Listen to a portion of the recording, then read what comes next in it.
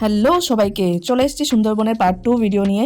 তো দেখতেই পাচ্ছ আজ ঘন কুয়াশার মধ্যে দিয়ে আমরা উঠে গেছি আমাদের বোটে। প্রচণ্ড ঠান্ডা লাগছে আর তার মধ্যে দিয়ে আজকে আমাদের সারা দিনের সব সাফারি আছে। আর শুরুতে আমরা দেখে নিয়ে নিলাম এই বাবাজিকে, একে দেখে আমরা আমাদের যাত্রা শুরু করলাম। তো চলে এসছে আমাদের প্রথম জায়গায়। আজকে আমরা সারাদিন মোটামুটি ঘুরবো, তো যে যে স্পটগুলো আছে সেগুলো আমরা দেখবো। তো প্রথমেই ঢুকে দেখি এই যে বাঘমামা তো আমাদেরকে সাদরে আমন্ত্রণ জানাচ্ছে। তো আমরা চলে এলাম, এখানে আমাদের ট্যুর গাইড আমাদেরকে জানাচ্ছে এখানে কি কি আছে, আমরা কি কি দেখতে পাবো। তো একে একে আমরা দেখা শুরু করলাম আর এখানেও আমরা অনেক বাদর বাবাজিকে দেখলাম। তো দেখে আমরা এই যে টাওয়ার, এখানে উঠে নাকি সুন্দরবনের সব কিছু আমরা দেখতে পাবো। তো উঠে এই যে দেখো ভিউ, এখানে উঠে আমি কিছুই দেখতে পেলাম না, জানি না কি দেখলাম। তো এই যে সুন্দরবনের সুন্দরী গাছ, যেটা দেখার জন্য মানুষ পাগল হয়ে যাচ্ছিল, তো আমরা একটু সুন্দরী গাছকে দেখে নিলাম। তারপর আমরা দেখতে পেলাম একটা গোশ সাপকে, আর সেটা দেখে আমরা আবার বোটে উঠে গেলাম আর পেয়ে গেলাম আমাদের গরম গরম লুচি তরকারি ডিম।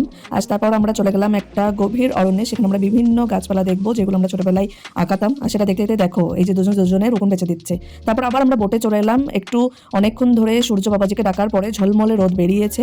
এখন কিন্তু ভীষণ ভালো লাগছে বোটটা চড়তে, কারণ রোদ একদম ঝলমল করছে, ভিউটা ভীষণ সুন্দর লাগছে।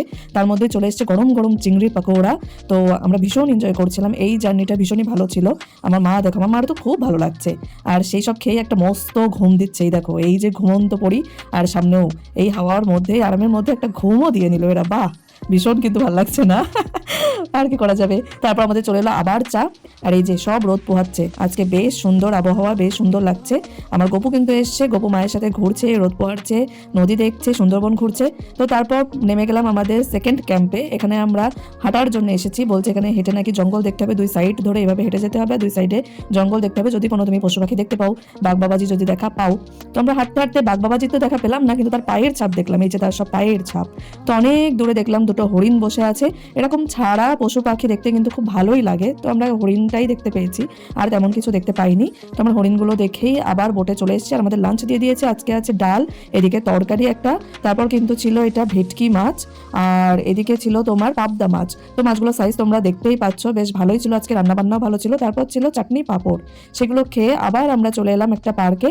তো এটা বেসিক্যালি একটা চিড়িয়াখানা, আর যেখানে ঢুকতে হলে অবশ্যই তোমাকে টিকিট কেটে ঢুকতে হবে। তো আমাদের টিকিট কাটার জন্য লাইনে দাঁড়িয়ে পড়েছে। তো চলো ভেতরে যাওয়া যাক আর দেখা যাক। প্রথমে আমরা কুমির দেখতে পেলাম, তো কুমির দেখার পরে আমরা ঢুকে দেখতে পেলাম আরো সুন্দর ময়ূরী, যেটা দেখতে ভীষণই ভালো লাগছিল।